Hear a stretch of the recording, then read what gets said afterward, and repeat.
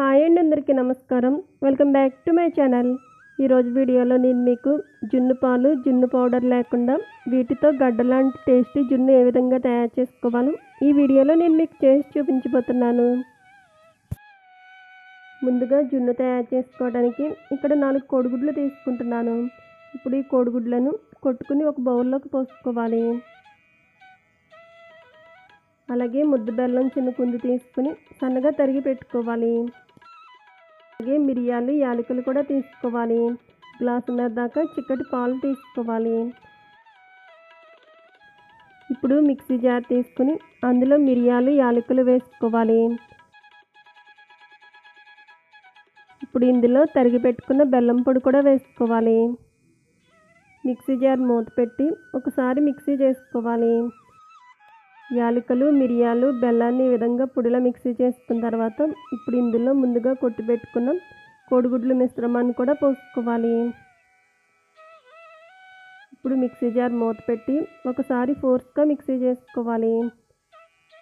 ఇలా మిక్సీ చేసుకున్న తర్వాత ఇందులో గ్లాసున్నర దాకా చిక్కటి పాలు పోసుకోవాలి. పాలు పోసుకుని అంతా కూడా బాగా కలిసేటట్టు కలుపుకుని ఇప్పుడు ఒక బౌల్లోకి చికెన్తో వడకట్టుకోవాలి.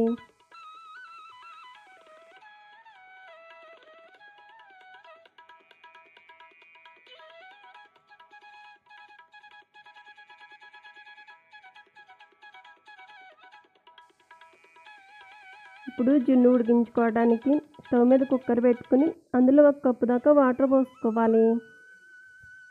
వాటర్ మరుగుతూ ఉన్నప్పుడు ముందుగా కలిపి పెట్టుకున్న జున్ను పాలు గిన్నెని పెట్టుకోవాలి.